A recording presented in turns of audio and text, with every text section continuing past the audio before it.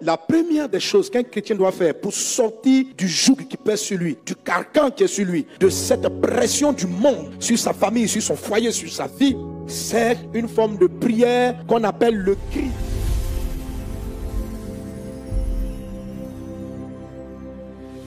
Le cri est une forme de prière. Ce n'est pas un cri qui trouve sa force dans le volume de ta voix, mais dans la profondeur et dans l'intensité de ta supplication envers Dieu. 2 Chroniques chapitre 18 verset 31. Quand les chefs des chars aperçurent Josaphat, il dit, c'est le roi d'Israël, et il l'entourait pour l'attaquer. Josaphat, il a poussé un cri et l'Éternel le secourut et Dieu les écarta de lui. Quand vous lisez le contexte de l'histoire, ils avaient planifié le tuer, l'entourer. Il était assailli. Comme plusieurs d'entre nous, assaillis par des problèmes financiers, assaillis par la maladie, assaillis par des palabres à n'en pas finir, assaillis par des crises à n'en pas finir, assaillis par des souffrances. Il était assailli. Et la Bible dit qu'il a fait une chose. Il a poussé un cri à Dieu et l'Éternel l'a secouru. Et Dieu a écarté ses ennemis de lui. Je vois le Seigneur se lever et écarter les dettes, écarter les problèmes financiers, écarter certaines situations. Dieu va écarter ce qui t'assaille, ce qui veut te noyer, ce qui veut t'engloutir. Tu ne seras pas englouti. Tu sors de cette situation dans le nom de Jésus. Le psaume 34 verset 7. Quand un malheureux crie, l'Éternel entend et il le sauve de toute ses détresses. Wow. Dieu l'affirme avec certitude. Notre bien qui ne dit pas quand un malheureux prie, il ne dit pas qu'un malheureux forcément jeûne, mais il parle d'une forme de prière. Le cri est une forme de prière. Ça fait partie de la grande catégorie de prière appelée les supplications. Quand un malheureux crie, l'Éternel l'entend et il le sauve. Pas d'une détresse, de toutes ses détresses. Tout ce qui t'attaque à gauche, à droite, le cri amène Dieu à descendre et à les résoudre en même temps. Ton cœur bat parce que ton propriétaire arrive. Il y a 4 mois de retard de loyer, 5 mois. Tu es assailli. Ça doit s'arrêter maintenant. Comment est-ce que tu t'en sors quand tu es assailli par des dettes? Ce n'est pas l'argent qu'il faut chercher. Il faut aller crier.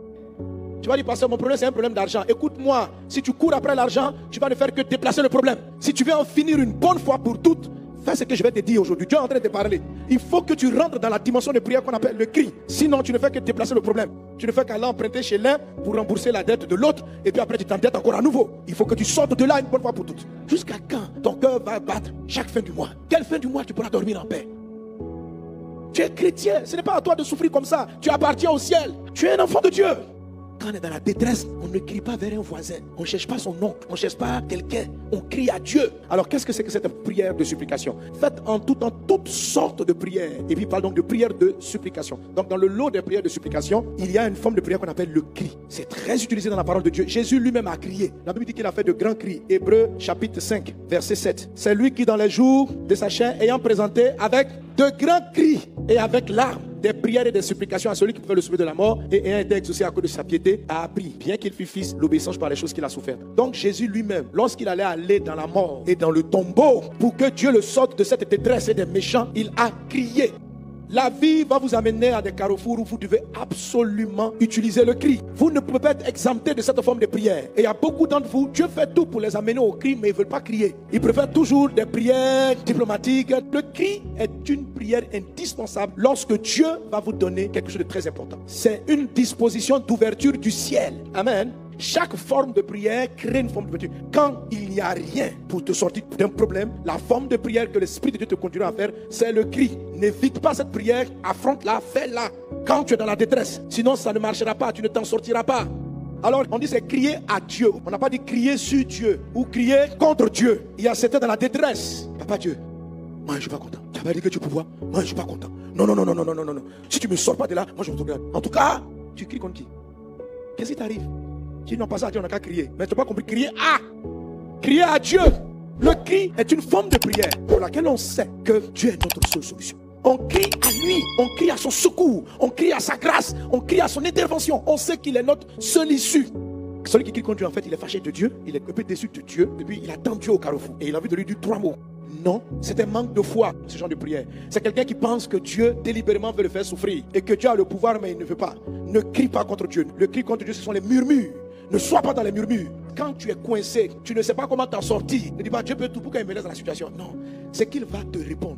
La puissance qu'il va te donner, elle va changer toute ta vie. Le cri est une puissante prière. Jésus a crié. Quand Jésus est en train de prier à Gethsémane, il ne priait pas pour ne pas mourir. Il priait pour que Dieu le sauve de la mort. Le texte dit qu'il a été exaucé. Or, Jésus n'a pas été exaucé dans le sens qu'il n'est pas mort. Jésus a été exaucé parce qu'il est revenu à la vie. Donc, la résurrection de Jésus est déjà écrite, frère. Ça veut dire depuis l'Ancien Testament, la Bible dit que Jésus va passer 3 jours dans le tombeau et il va revenir à la vie. Alors, pourquoi crie-t-il pour quelque chose que Dieu a déjà promis? pourquoi Jésus crie avec des larmes? Pourquoi supplie-t-il Dieu pour une promesse que Dieu a déjà faite? Or, toi-même, on ne t'a pas trop promis. Est-ce que tu peux dire que ta promesse? Ton sujet n'est même pas trop certain. Toi, tu ne veux pas crier. À quoi tu ne veux pas crier?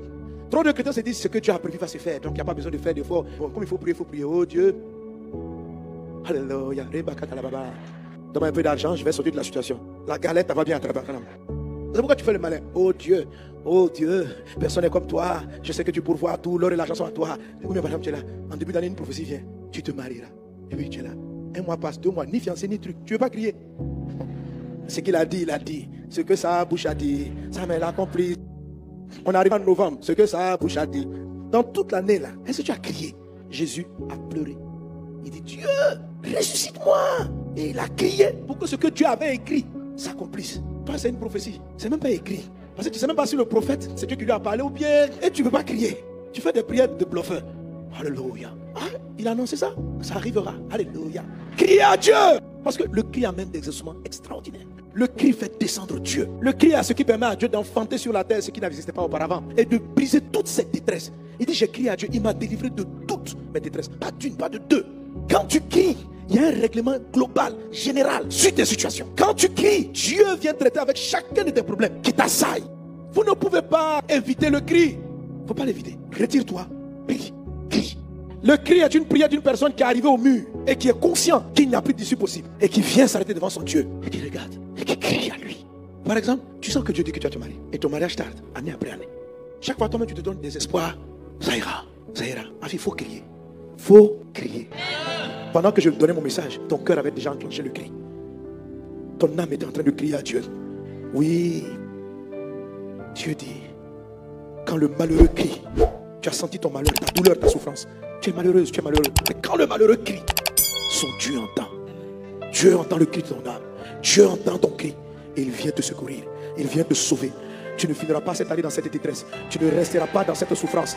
Dieu entend le cri de ton âme, ma fille. Dieu entend ton cri. Et te fait sortir du puits. Il en est ainsi dans le nom de Jésus de Nazareth. Seigneur, si tu nous parles, entends nos cris. Ta parole est la vérité. Au nom de Jésus. Amen. Alléluia.